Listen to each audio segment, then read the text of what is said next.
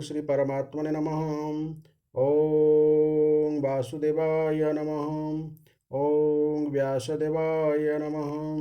ओम जगन्नाथदासाय नमः। हे माँ सरस्वती तमे कंठरे बस, माँ कंठरे बस। अतिबड़ी जगन्नाथ दासଙ୍କ रचित ଶ୍ରୀମଦ୍ ଭାଗବତ ମହାପୁରାଣର ଏକାଦଶ ସ୍କନ୍ଧର ଷୋଡ଼ଶ ଅଧ୍ୟାୟ ବା 16ତମ ଅଧ୍ୟାୟ ଆଜି ଆମେ ଶ୍ରବଣ କରିବା। ଏହି ଅଧ୍ୟାୟରେ ବିଭିନ୍ନ ସିଦ୍ଧିର ନାମ ଓ ଲକ୍ଷଣ କଥା ବର୍ଣ୍ଣନା କରାଯାଇଛି। ଏହାର ପ୍ରଥମ ଭାଗରେ ପଦ୍ୟାନ୍ତରୀ ଏବଂ ଦ୍ୱିତୀୟ ଭାଗରେ ଏହାର ବ୍ୟାଖ୍ୟା କରାଯାଇଛି। ଏହାକୁ ଆପଣମାନେ ଧାରାବାହିକ ଭାବେ ଶୁଣନ୍ତୁ ଏବଂ ଅନେକ ଶାସ୍ତ୍ରଜ୍ଞାନର ଅଧିକାରୀ ହୁଅନ୍ତୁ। ତେବେ ଆସନ୍ତୁ ବର୍ତ୍ତମାନ ଏହି ଅଧ୍ୟାୟ ଆମେ ଆରମ୍ଭ କରିବା। ଷୋଡ଼ଶ ଅଧ୍ୟାୟ ଯୋଗସିଦ୍ଧିର ବିବରଣ। ଷୋଡ଼ଶ ଅଧ୍ୟାୟ ବ୍ୟାଖ୍ୟାନ।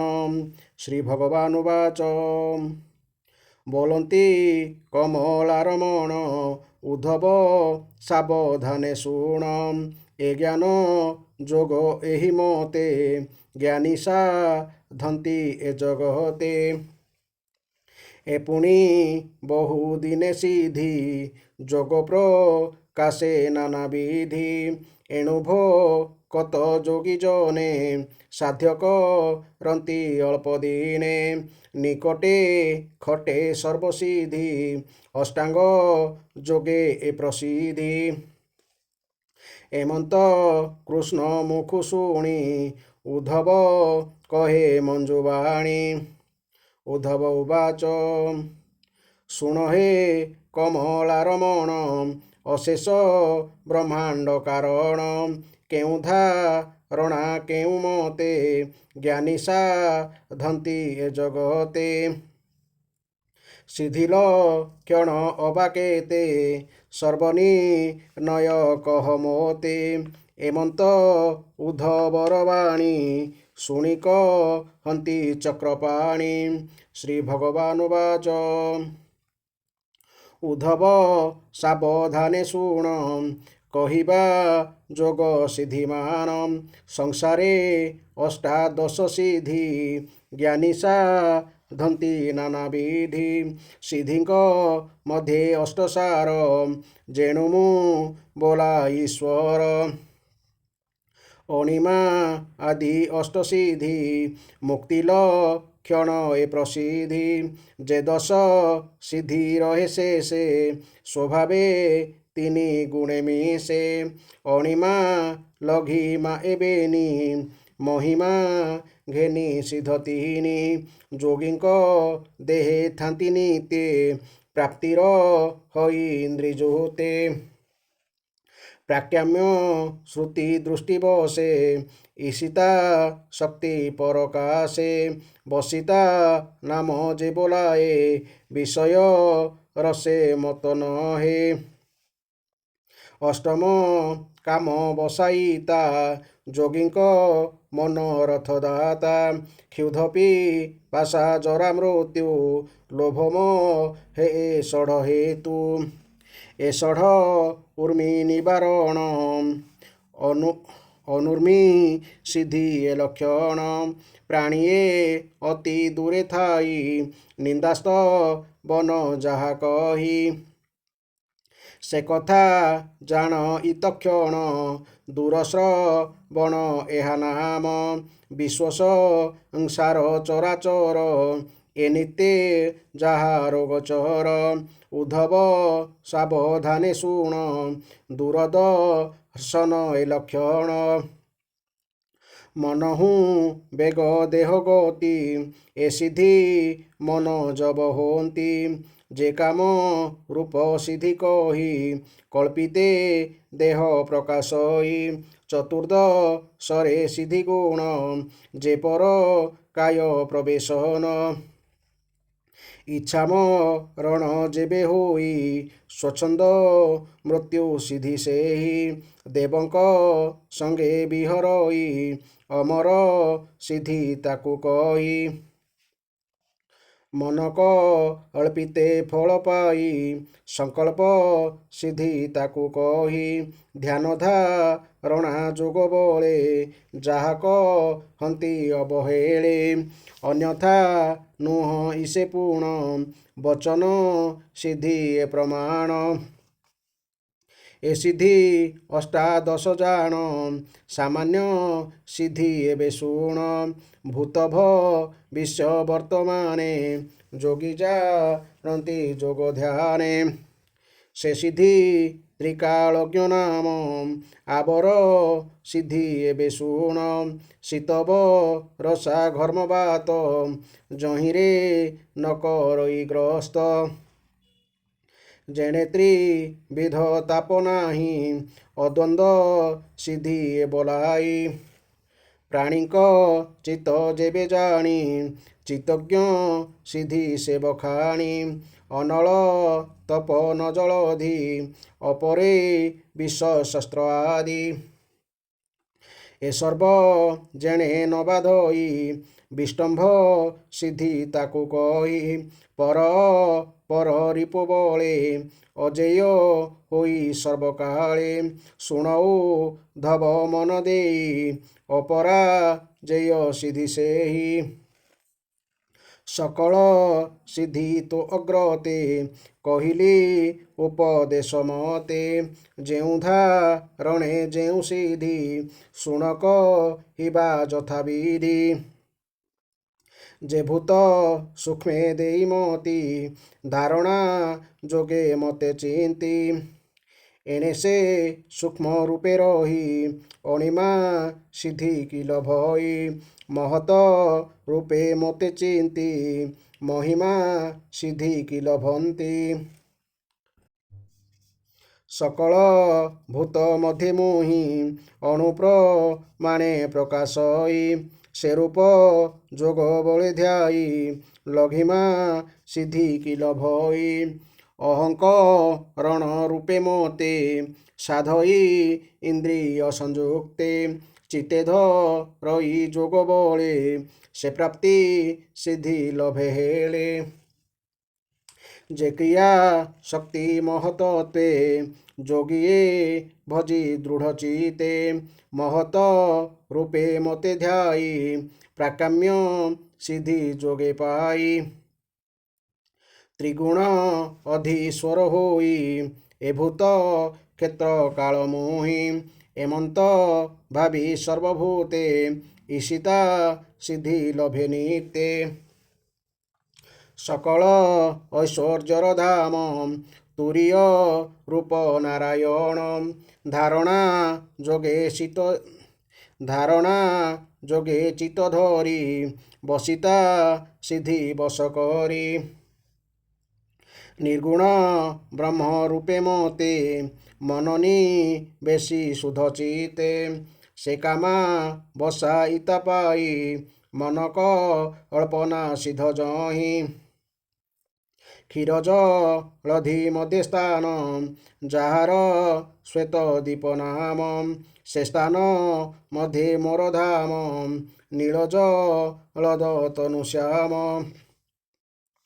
ବିଶୁଦ୍ଧ ଧର୍ମମୟ ମୂର୍ତ୍ତି ଯୋଗ ଧାରଣେ ମତେ ଚିନ୍ତି କ୍ଷୁଧାପି ପାଶା ଜିଣି ହେଳେ ଅନୁର୍ମି ସିଦ୍ଧି ଲଭେ ଭୋଲେ ଆକାଶ ପ୍ରାୟ ଶୂନ୍ୟ ରୂପୀ ମୁଁ ଥାଏ ସର୍ବଭୂତେ ବ୍ୟାପୀ ଯେ ମତେ ନାଦ ରୂପେ ଭାବେ ଦୂରଶ୍ରବଣ ବେଗେ ଲୋଭେ ଚକ୍ଷୁଯୁଗଳ ସୂର୍ଯ୍ୟ ଥୋଇ ନୟନେ ଆଦିତ୍ୟ ବସାଇ ବେନିଶ ଯୋଗେ ମଧ୍ୟ ଗତେ ମତେ ଧ୍ୟାଇଲେ ଦୃଢ଼ ଚିତେ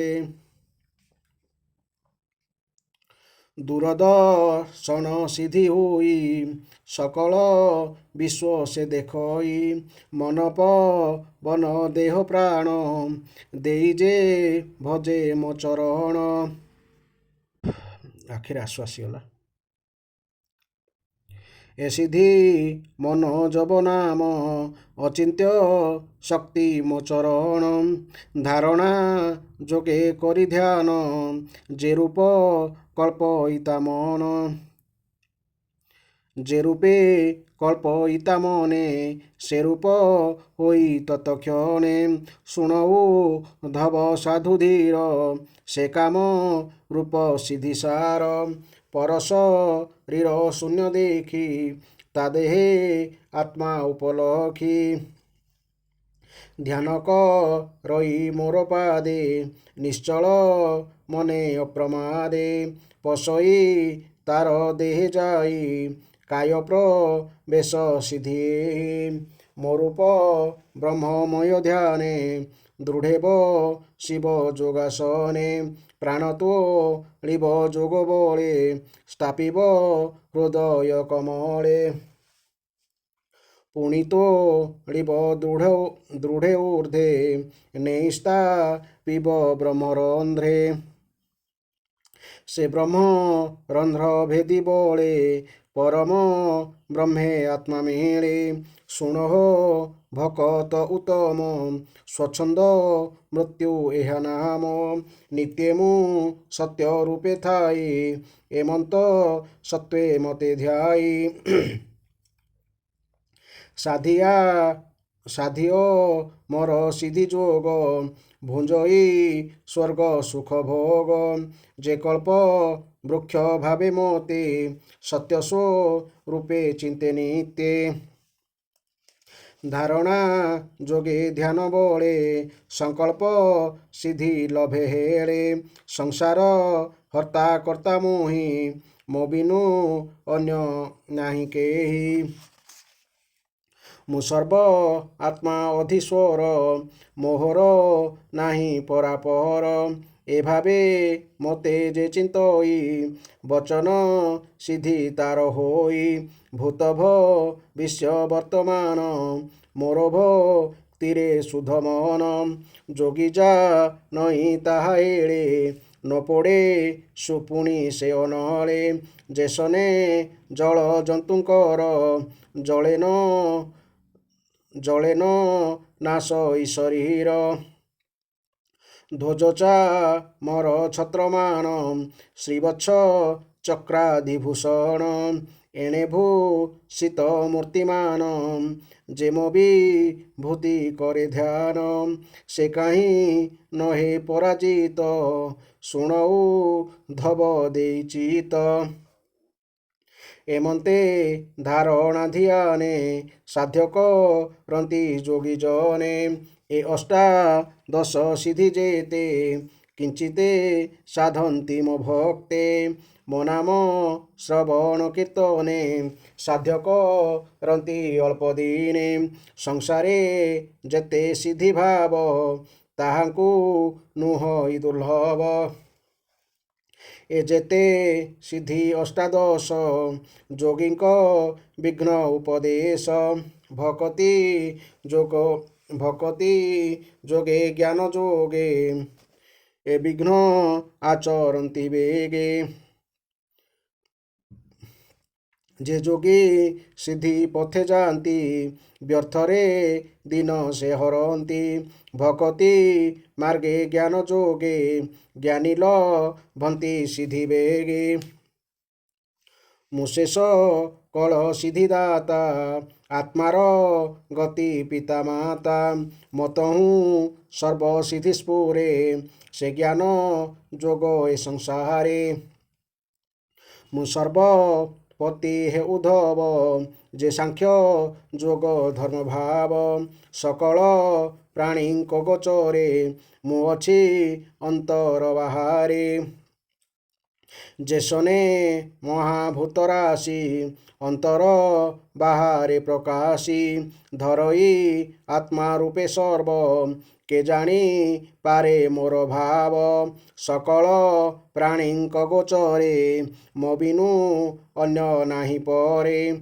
ସକଳ ସିଦ୍ଧି ଗୁଣେ ମୁହିଁ ମତହୁଁ ଅନ୍ୟ ନାହିଁ କେହି ଏମନ୍ତ କହି ଭାବଗ୍ରାହୀ ସଦୟେ ଉଦ୍ଧବକୁ ଚାହିଁ ସେ ହରି ଧ୍ୟାନ କରିଚିତେ ଶ୍ରୀ ଏକାଦଶ ଭାଗବତେ ବ୍ରାହ୍ମଣ ଜଗନ୍ନାଥ ଭଣୀ ଭକତ ପ୍ରେମ ତରଙ୍ଗିଣୀ ଇତି ଶ୍ରୀମଦ୍ଭାଗବତେ ମହାପୁରାଣେ ପରମହଂସ ସହିତାୟାଂ ଏକାଦଶ ସ୍କନ୍ଧେ ଭଗବତ ଉଦ୍ଧବ ସମ୍ବାଦେ ଅଷ୍ଟାଦଶ ସିଦ୍ଧି ବର୍ଣ୍ଣନଂ ନାମ ଷୋଡ଼ଶୋଧ୍ୟାୟ।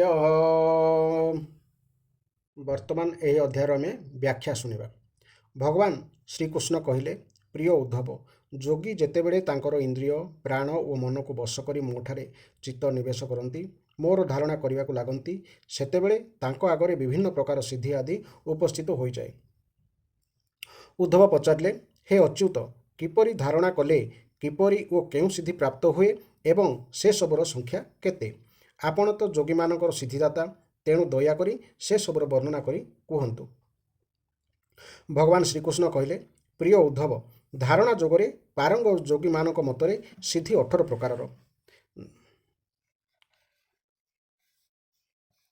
ସେଥିମଧ୍ୟରୁ ମୁଖ୍ୟ 8ଟି ସିଦ୍ଧି ବିଶେଷତଃ ମୋ ପାଖରେ ରହିଛି। ଅବଶିଷ୍ଟ 10ଟି ଗୌଣ ସିଦ୍ଧି ଯୋଗୀଙ୍କଠାରେ ସତ୍ୱଗୁଣ ବିକଶିତ ହେଲେ ଆସିଥାଏ। ମୁଖ୍ୟ 8ଟି ସିଦ୍ଧି ମଧ୍ୟରୁ ଅଣିମା, ମହିମା, ଲଘିମା ଏହି 3ଟି ସିଦ୍ଧି ହେଉଛି ଶରୀର ସମ୍ବନ୍ଧୀୟ ଏବଂ ପ୍ରାପ୍ତି ନାମକ ସିଦ୍ଧିଟି ହେଉଛି ଇନ୍ଦ୍ରିୟ ସମ୍ବନ୍ଧୀୟ। ଲୌକିକ ଓ ପାରଲୌକିକ ପଦାର୍ଥମାନ ଇଚ୍ଛା ଅନୁସାରେ ଭୋଗ କରିବାକୁ ଦେଉଥିବା ସିଦ୍ଧିଟିର ନାମ ପ୍ରାକାମ୍ୟ। ଈଶିତା ନାମକ ସିଦ୍ଧି ବଳରେ ଯୋଗୀ ମାୟା ଓ ତାର କାର୍ଯ୍ୟକୁ ଇଚ୍ଛା ଅନୁସାରେ ସଞ୍ଚାଳିତ କରିପାରନ୍ତି। ବିଷୟ ରାଜ୍ୟରେ ରହି ମଧ୍ୟ ସେସବୁ ପ୍ରତି ଆସକ୍ତି ନ ହୋଇ ହେବାର ନାମ ବସିତା ସିଦ୍ଧି। କାମ ବସୟିତା ନାମକ ଅଷ୍ଟମ ସିଦ୍ଧି ବଳରେ ଯୋଗୀ ଇଚ୍ଛା ଅନୁସାରେ ସୁଖଭୋଗର ଚୂଡ଼ାନ୍ତ ସ୍ଥାନରେ ପହଞ୍ଚିବାକୁ ସକ୍ଷମ ହୋଇଯାଆନ୍ତି। ଏହି 8ଟି ସିଦ୍ଧି ମୋ ଠାରେ ହିଁ ସର୍ବଦା ପୂର୍ଣ୍ଣ ରୂପେ ରହିଥାଏ। ଏଥିରେ ମୁଁ ଯେଉଁ ସିଦ୍ଧି ଯାହାକୁ ଦିଏ ସେ ତାହା ଆଂଶିକ ରୂପେ ପାଆନ୍ତି। ଏସବୁ ଛଡ଼ା ଆହୁରି କେତେକ ସିଦ୍ଧି ମଧ୍ୟ ରହିଛି। ଶରୀରରେ କ୍ଷୁଧା, ତୃଷ୍ଣା, କାମ, କ୍ରୋଧ, ବାର୍ଦ୍ଧକ୍ୟ ଆଦି ପ୍ରକାଶ ନ ପାଇବା, ବହୁ ଦୂରରେ ବସ୍ତୁ ଦେଖିପାରିବା, ବହୁ ଦୂରର କଥା ଶୁଣିପାରିବା, ମନ ସହିତ ଶରୀର ମଧ୍ୟ ଯାଇ ସେହି ସ୍ଥାନରେ ପହଞ୍ଚି ପାରିବା, ଇଚ୍ଛା ଅନୁସାରେ ରୂପ ଧରିପାରିବା, ଅନ୍ୟର ଶରୀରରେ ପ୍ରବେଶ କରିପାରିବା, ଯେତେବେଳେ ଇଚ୍ଛା ସେତେବେଳେ ଦେହ ତ୍ୟାଗ କରିପାରିବା, ଅପ୍ସରାମାନଙ୍କ ସହିତ ହେଉଥିବା ଦେବକ୍ରୀଡ଼ା ଦେଖିପାରିବା, ଇଚ୍ଛା ଅନୁସାରେ ସଂକଳ୍ପ ସିଦ୍ଧି କରିପାରିବା, ସର୍ବତ୍ର ସମସ୍ତେ ଯେପରି ଆଜ୍ଞା ପାଳନ କରିବେ ସେପରି ଶକ୍ତି ହେବା, ଏହି 10ଟି ସିଦ୍ଧି ସତ୍ୱଗୁଣର ବିଶେଷ ବିକାଶ ହେଲେ ମିଳିଥାଏ। ଭୂତ, ଭବିଷ୍ୟ ଓ ବର୍ତ୍ତମାନର କଥା ଜାଣିପାରିବା, ଶୀତ ଉଷ୍ଣ, ସୁଖ ଦୁଃଖ, ରାଗ ଦ୍ୱେଷ ଆଦି ଦ୍ୱନ୍ଦ୍ୱ ଦ୍ୱାରା ପ୍ରଭାବିତ ନ ହେବା, ଦୂରରେ ଥାଇ ଅନ୍ୟର ମନ କଥା ଜାଣିପାରିବା, ଅଗ୍ନି, ସୂର୍ଯ୍ୟ, ଜଳ ଓ ବିଷ ଆଦିର ଶକ୍ତିକୁ ସ୍ତମ୍ଭିତ ବା ଅକାମୀ କରିଦେବା ଏବଂ ଅନ୍ୟ ଦ୍ୱାରା ପରାସ୍ତ ନ ହେବା ଆଦି ହେଉଛି ଧାରଣା ବଳରେ ଯୋଗୀମାନେ ଲାଭ କରିପାରୁଥିବା ଆହୁରି 5ଟି ଗୌଣ ସିଦ୍ଧି। ହେ ଉଦ୍ଧବ, ଯୋଗ ଧାରଣା କଲେ ଯେଉଁ ସବୁ ସିଦ୍ଧି ମିଳିଥାଏ, ନାମ ଓ ପରିଚୟ ସହିତ ମୁଁ ସେସବୁକୁ ତୁମକୁ ବର୍ଣ୍ଣନା କରିଦେଲି। ଏଥର କେଉଁ ପ୍ରକାର ଧାରଣା ଫଳରେ କେଉଁ ସିଦ୍ଧି ମିଳେ ମୁଁ ତାହା କହୁଛି, ଶୁଣ। ସିଦ୍ଧିର ଅର୍ଥ କ'ଣ? ସକଳ ବିଶ୍ୱରେ ଯାହା କିଛି ଅଛି ସେସବୁ ମୋର ହିଁ ଅଭିବ୍ୟକ୍ତି।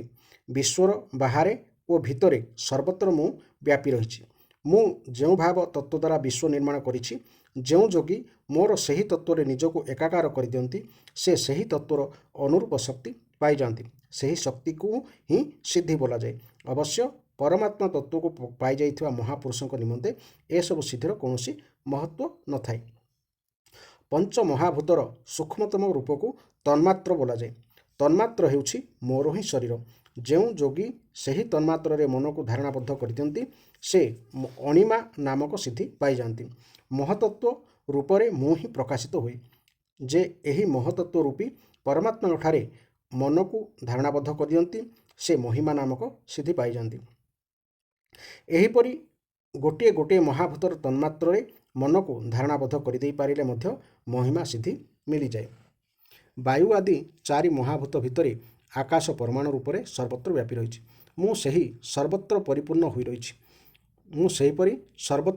ହୋଇ ରହିଛି।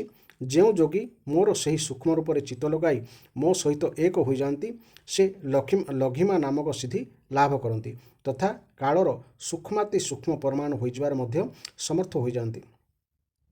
ମନ ହେଉଛି ଇନ୍ଦ୍ରିୟମାନଙ୍କର ରାଜା। ଏହା ସାତ୍ତ୍ୱିକ ଅହଙ୍କାରରୁ ଉତ୍ପନ୍ନ ହୋଇଥାଏ। ଯଦି ଯୋଗୀ ମୋର ସ୍ୱରୂପଭୂତ ସାତ୍ତ୍ୱିକ ଅହଙ୍କାରରେ ନିଜ ମନକୁ ଏକାଗ୍ର କରି ଲଗାଇଦେବ, ତେବେ ସେ ଇନ୍ଦ୍ରିୟମାନଙ୍କ ଉପରେ ସ୍ୱାମିତ୍ୱ ପାଇଯିବ। ଏପରି ଭାବରେ ମନକୁ ମୋଠାରେ ଲଗାଇଦେବା ହିଁ ଭକ୍ତ ପ୍ରାପ୍ତି ନାମକ ସିଦ୍ଧି ଲାଭ କରନ୍ତି। ମୁଁ ହେଉଛି ଅବ୍ୟକ୍ତ ଜନ୍ମା। ମୋ ଦ୍ୱାରା ହିଁ ବ୍ରହ୍ମାଣ୍ଡ ନିର୍ମିତ ହୋଇଛି। ମହତତ୍ୱର ଅଭିମାନୀ ସୂତ୍ରାତ୍ମା ହିରଣ୍ୟଗର୍ଭଙ୍କ ଠାରେ ଯେ ମନକୁ ଧାରଣାବଦ୍ଧ କରିଦିଅନ୍ତି, ସେ ପ୍ରାକାମ୍ୟ ନାମକ ସିଦ୍ଧି ଲାଭ କରନ୍ତି। ଏହା ଫଳରେ ସେ ବ୍ରହ୍ମାଣ୍ଡର ପ୍ରଭୁ ହୋଇଯାଇ ପରମେଷ୍ଟିପଦ ପାଇଯାଆନ୍ତି, ଅର୍ଥାତ୍ ସମସ୍ତେ ତାଙ୍କର ଆଜ୍ଞା ପାଳନ କରନ୍ତି। ମୁଁ ହେଉଛି ତ୍ରିଲୋକର ଅଧୀଶ୍ୱର। ମୁଁ ହିଁ ତ୍ରିଗଣିମୟୀ ମାୟାର ସ୍ୱାମୀ। ସମସ୍ତ ବ୍ରହ୍ମାଣ୍ଡକୁ ନାଶ କରିଦେବା ନିମନ୍ତେ ଯେ ସମର୍ଥ, ସେହି କାଳ ହେଉଛି ମୋର ବିଗ୍ରହ। ମୁଁ ହେଉଛି କ୍ଷେତ୍ର ଓ କ୍ଷେତ୍ରଜ୍ଞ, ଅର୍ଥାତ୍ ଶରୀର ଓ ଜୀବାତ୍ମା ଉଭୟଙ୍କର ପ୍ରେରକ ପୁରୁଷୋତ୍ତମ। ମୋର ଏହି ବିଷ୍ଣୁ ସ୍ୱରୂପରେ ଯେ ଚିତ୍ତ ଲଗାଇ ଦିଅନ୍ତି, ସେ ଈଶିତା ନାମକ ସିଦ୍ଧି ଲାଭ କରନ୍ତି। ମୁଁ ଯେପରି ଜୀବମାନଙ୍କୁ ମୋ ଇଚ୍ଛା ଅନୁସାରେ ନିୟନ୍ତ୍ରିତ କରେ, ସେ ମଧ୍ୟ ସେମାନଙ୍କୁ ଠିକ୍ ସେହିପରି ନିୟନ୍ତ୍ରିତ କରିବାକୁ ସମର୍ଥ ହୋଇଯାଆନ୍ତି। ଐଶ୍ୱର୍ଯ୍ୟସ୍ୟ ସମଗ୍ରସ୍ୟ ଧର୍ମସ୍ୟ ଯଶସଃ ଶ୍ରିୟଃ ଜ୍ଞାନ ବୈରାଗ୍ୟ ୟୋଶ୍ଚୈବ ସନ୍ନାଂ ଭଗ ଇତି ରଣା। ଭଗବାନ ଏପରି ଷଢ଼ ଐଶ୍ୱର୍ଯ୍ୟର ସମ୍ପନ୍ନ। ସେ ହିଁ ହେଉଛନ୍ତି ତୁରୀୟ ସ୍ଥିତିରେ ଅବସ୍ଥିତ ନାରାୟଣ। ଯେଉଁ ଯୋଗୀ ମୋର ଏହି ନାରାୟଣ ସ୍ୱରୂପରେ ଚିତ୍ତକୁ ଧ୍ୟାନବଦ୍ଧ କରି ସ୍ଥିର କରିଦିଅନ୍ତି, ସେ ମଧର୍ମା ହୋଇଯାଆନ୍ତି, ଅର୍ଥାତ୍ ତାଙ୍କଠାରେ ମୋର ଗୁଣ ଉଦୟ ହୋଇଯାଏ। ସେ ବସିତା ନାମକ ସିଦ୍ଧି ଲାଭ କରନ୍ତି। ଯେଉଁ ଯୋଗୀଙ୍କର ମନ ସ୍ୱଚ୍ଛ ହୋଇ ମୋ ଠାରେ ଅର୍ଥାତ୍ ନିର୍ଗୁଣ ବ୍ରହ୍ମରେ ଲାଗିଯାଏ, ସେ ମୋର ସେହି ନିର୍ଗୁଣ ନିରାକାର ରୂପରେ ଉପାସନା କରି ପରମାନନ୍ଦ ଲାଭ କରନ୍ତି। ତାଙ୍କ ଭିତରେ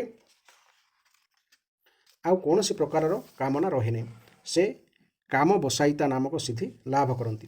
ମୁଁ ହେଉଛି ଶ୍ୱେତଦୀପର ସ୍ୱାମୀ। ଧର୍ମ ମୋର ସ୍ୱରୂପ। ଯେଉଁ ଯୋଗୀ ମୋର ଏହି ବିଶୁଦ୍ଧ ସ୍ୱରୂପରେ ଚିତ୍ତ ଲଗାଇ ଦିଅନ୍ତି, ତାଙ୍କୁ କ୍ଷୁଧା, ତୃଷ୍ଣା, କାମ, କ୍ରୋଧ, ଶୋକ, ମୋହ ଏସବୁ ପ୍ରଭାବିତ କରିପାରେ ନାହିଁ। ତାଙ୍କୁ ମୋର ଶୁଦ୍ଧ ସ୍ୱରୂପ ପ୍ରାପ୍ତି ହୋଇଯାଏ। ମୁଁ ହିଁ ହେଉଛି ସମଷ୍ଟି ପ୍ରାଣ ସ୍ୱରୂପ ଆକାଶାତ୍ମା। ଯେଉଁ ଯୋଗୀ ମୋର ଏହି ସ୍ୱରୂପରେ ମନ ଦ୍ୱାରା ଅନାହତ ନାଦ ଚିନ୍ତନ କରନ୍ତି, ସେ ଦୂରଶ୍ରବଣ ନାମକ ସିଦ୍ଧି ଲାଭ କରନ୍ତି। ସେହି ସିଦ୍ଧି ବଳରେ ସେ ବିବିଧ ଆକାଶଚାରୀ ପ୍ରାଣୀଙ୍କର କଥା ଶୁଣି ବୁଝିପାରନ୍ତି। ଯେଉଁ ଯୋଗୀ ନେତ୍ରକୁ ସୂର୍ଯ୍ୟଙ୍କୁ ନେତ୍ରରେ ସଂଯୁକ୍ତ କରିଦିଅନ୍ତି ବା ଧାରଣାବଦ୍ଧ କରିଦିଅନ୍ତି ଏବଂ ସେହି ଉଭୟଙ୍କୁ ସଂଯୁକ୍ତ କରି ମନେ ମନେ ମୋତେ ଧ୍ୟାନ କରନ୍ତି, ତାଙ୍କର ଦୃଷ୍ଟି ସୂକ୍ଷ୍ମ ହୋଇଯାଏ ଏବଂ ସେ ଦୂରଦର୍ଶନ ନାମକ ସିଦ୍ଧି ଲାଭ କରନ୍ତି। ସେହି ସିଦ୍ଧି ବଳରେ ସେ ସମଗ୍ର ସଂସାରକୁ ଦେଖିପାରନ୍ତି। ମନ ଓ ଶରୀର ସହିତ ପ୍ରାଣବାୟୁକୁ ମୋଠାରେ ଲଗାଇଦେଲେ, ମୋର ଧ୍ୟାନରେ ନିମଗ୍ନ ହୋଇଗଲେ ଯୋଗୀ ମନୋଯୋଗ ନାମକ ସିଦ୍ଧି ଲାଭ କରନ୍ତି। ସେହି ସିଦ୍ଧି ଲାଭ କରିଥିବା ଯୋଗୀ ଯେଉଁଠିକି ଯିବାକୁ ସଂକଳ୍ପ କରନ୍ତି, ତାଙ୍କ ଶରୀର ସେହି କ୍ଷଣି ଯାଇ ସେଠାରେ ପହଞ୍ଚିଯାଏ। ମୋ ଠାରେ ଚିତ୍ତ ସନ୍ନିବେଶ କରିଦେଇଥିବା ଯୋଗୀ ଯଦି ନିଜ ମନକୁ ଉପାଦାନ କାରଣ କରିଦେଇ ଅନ୍ୟ କାହାର ରୂପ ଧରିବାକୁ ଚାହାନ୍ତି, ତେବେ ସେ ନିଶ୍ଚୟ ନିଜର ମନ ଅନୁକୂଳ ସେହି ରୂପ ଧରିପାରନ୍ତି। ମୋ ଠାରେ ଚିତ୍ତ ନିବେଶପୂର୍ବକ ଶ୍ୱାସ ଓ ଇନ୍ଦ୍ରିୟମାନଙ୍କୁ ନିଜ ବଶରେ ରଖିଥିବା ଯୋଗୀ ଯଦି ପରକାୟାରେ ପ୍ରବେଶ କରିବାକୁ ଚାହାନ୍ତି, ପରକାୟାରେ ମାନେ ଅନ୍ୟର ଶରୀରରେ ପ୍ରବେଶ କରିବାକୁ ଚାହାନ୍ତି, ତେବେ ସେ ନିଜେ ଉକ୍ତ ପରକାୟାରେ ରହିଛନ୍ତି ବୋଲି ଭାବନା କରିବାକୁ ପଡ଼ିବ। ତା ଫଳରେ ତାଙ୍କର ପ୍ରାଣ ବାୟୁ ରୂପ ଧାରଣ କରିବ ଏବଂ ଏ ଫୁଲରୁ ସେ ଫୁଲକୁ ଉଡ଼ିପାରୁଥିବା ଭ୍ରମର ପରି ତାହା ଯୋଗୀଙ୍କ କାୟା ଛାଡ଼ି ପରକାୟାରେ ପ୍ରବେଶ କରିଯିବ।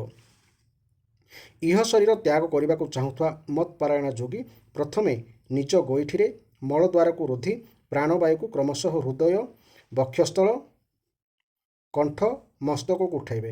ଶେଷରେ ବ୍ରହ୍ମରନ୍ଧ୍ର ଦେଇ ତାହାକୁ ବାହାର କରି ବ୍ରହ୍ମରେ ଲୀନ କରିଦେବେ। ଏହି ରୂପେ ସେ ଶରୀର ତ୍ୟାଗ କରିପାରିବ।